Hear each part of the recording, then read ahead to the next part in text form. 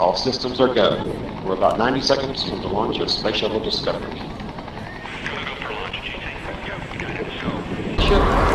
liftoff of the Space Shuttle Discovery, returning to the space station, paving the way for future missions beyond. Well,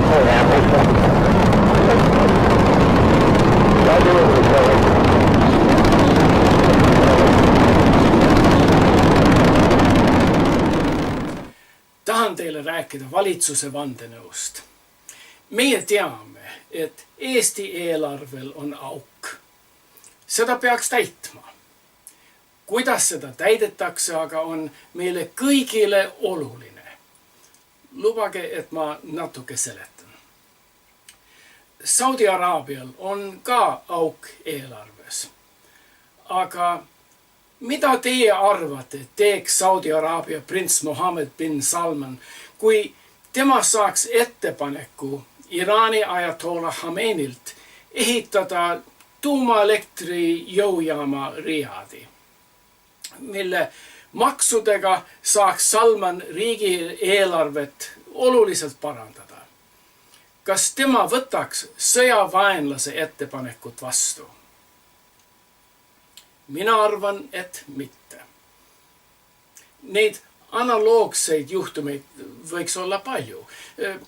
Oletame ka, mis võiks Jaapanis juhtuda. Kui Jaapani riigivõlg on üks suuremaid, kui üks Hiina autotootja palub majandusministri Daijini käest võimalust rajada uue autotehase Nagasakisse, kas Jaapan tahaks sellest investeeringut? Kas seda Jaapan tahaks isegi siis, kui maksud tasuks mõne aastaga riigivõla? Võime kindlad olla, et Jaapani valitsus eelistab teisi sissetulekuallikaid. Meie lähemal on kõigil teada, kui kimbus on Ukraina valitsus. Kui Venemaa peaks pakkuma Ukraina majandusministrile Abramovitsile võimalust maksustada uut nafta refineerimistehast Kiievi külje all, kas on mõistlik, et Ukraina seda vastu võtab? Jälle ma arvan, et see poleks mõistlik ja võime kindlad olla, et seda iialgi ei tehta. Aga nüüd, kuidas meie peaks oma peaministri jõuluintervjuust aru saama? Saate välja lubada maksurahu järgmiseks? Ma arvan, et mingisuguseid uusi makse Eesti turule ja Eesti ühiskond järgmises aastas kindlasti ei tule. Igal eestlasel on juba teada, et eelarve pole bilansis ja et vasakpoolne valitsus kulutab rohkem raha, kui sisse tuleb. Aga peaminister Jüri Ratas ütleb selge sõnaga, et järgmisel aastal on rahval maksurahu. Miks siis Ratas arvab, et pole vaja rahvast rohkem maksustada? Miks Ratas arvab, et pole rahvast vaja maksustada? Võib välja lugeda siit. Ettevõtlusarud ütlevad, me tegelikult vajame suuremat võimalust tööjõudu hõivata väljaspoolt Euroopa Liitu. Ma arvan, see on õige. Ratas tunnistab, et järgmisel aastal on vaja välistööjõudu. Tema ei taha välistööjõudu Euroopa Liidust, vaid väljapoolt Euroopa Liitu. No kes siis sellised võiks olla? Kas Aafrikast? Ei usu. Kas Kaug-Isast? Kas ta leiaks Hongkongist või Indoneesiast või Maleesiast tööjõudu? Kindlasti mitte.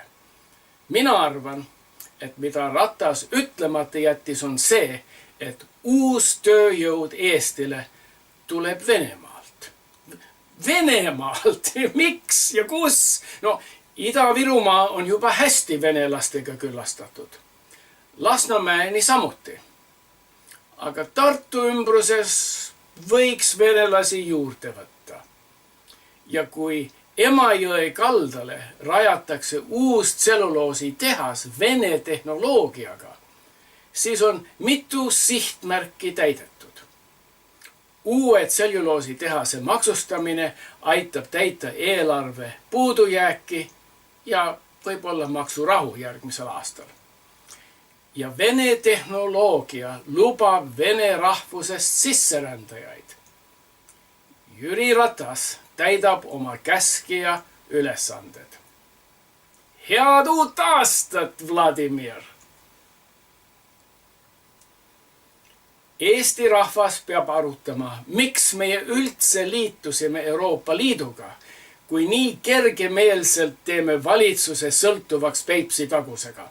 On meil nüüd selge, mis riigi poliitikat Yana Toom Brüsselis ajab? Kindlasti mitte Eesti poliitikat. Ja kus on nüüd meie silmapaistev kireroheline Zuzu Izmailova? Kas tema teeb ju käsikäes Keskerakonnaga tööd.